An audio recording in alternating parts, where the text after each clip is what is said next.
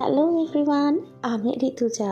তোমরা দেখছো আমার ইউটিউব চ্যানেল জয়ফুল ভিস উইথ ঋত্বিস, অল্প স্বল্প আমার গল্প। তোমাদের সবাইকে জানাই অনেক স্বাগত এবং শীতকালের অনেক অনেক উষ্ণতা। আমি জানি আমার এই ইউটিউব চ্যানেলে কিন্তু আমি ভীষণ ইররেগুলার, কখনো প্রচুর গ্যাপ হয়ে যায়, আবার সেটা কখনো মাসেও পরিণত হয়। কিন্তু এই জিনিসটার প্রতি আমার ভালোবাসাটা কিন্তু এক বিন্দুও কমেনি, জানো তো। কিন্তু সব কিছুই কন্টিনিউ করার জন্য তার পিছনে কিছু কারণ, আকাঙ্ক্ষা এবং ইচ্ছার দরকার হয়। কিন্তু প্রত্যেক দিন দৈনন্দিন জীবনের যে কাজ থাকে এবং আমার ছোট বাচ্চাকে সামলে সেই ইচ্ছেটুকু সব শেষে গিয়ে যেন কোথাও জিরো হয়ে যায়। তাই হয়তো এই ইররেগুলারিটির মধ্যে দিয়ে আমাকে যেতে হচ্ছে, ইনফ্যাক্ট তোমাদেরকেও যেতে হচ্ছে। আগের লাইফের সাথে এখনের লাইফ কম্পেয়ার করলে টোটাল ডিফারেন্সটা একদম বুঝতে পারি। যেহেতু আমার ছোট্ট কন্যা, সে খুবই ছোট, সে যে কতটা মায়ের ওপর ডিপেন্ডেন্ট এখন বুঝতে পারি। মা খাইয়ে না দিলে খেতে পারবে না, মা শুয়ে না দিলে শুতে পারবে না, ঘুম পেলে মায়ের দিকে তাকিয়ে কাঁদবে, আবার খিদে পেলে মায়ের আঁচল ধরে এসে টেনে দেখাবে।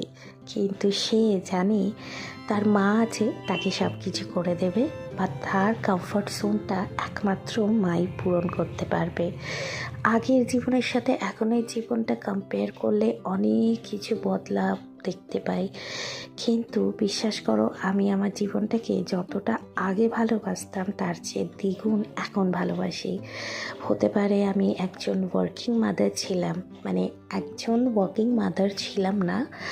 আমি যখন কাজ করতাম বা আমার যখন জব ছিল তখন তো আমার সন্তান হয়নি, কিন্তু এখন আমার সন্তান হওয়ার পর আমি আমার কাজ থেকে টোটালি বিরত নিয়েছি। কারণ আমি এইটুকু বুঝতে পেরেছি, ওকে যদি আমি রেখে কাজে চলেও যাই তাতে হয়তো ও বড় হয়েই যাবে, অসুবিধা হবে না, কিন্তু ওর শৈশবটা অনেকটা কমে যাবে, অনেক স্মৃতি ওর তৈরি হবে না।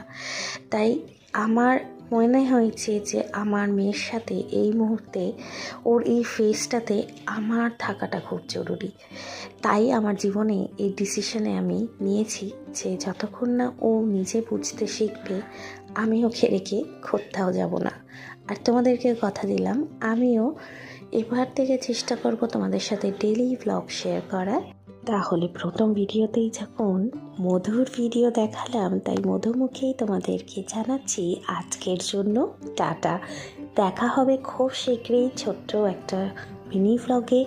চেষ্টা করব বড় ব্লগও আনার, তোমরা যদি আমার পাশে থেকে আমাকে এই মধুর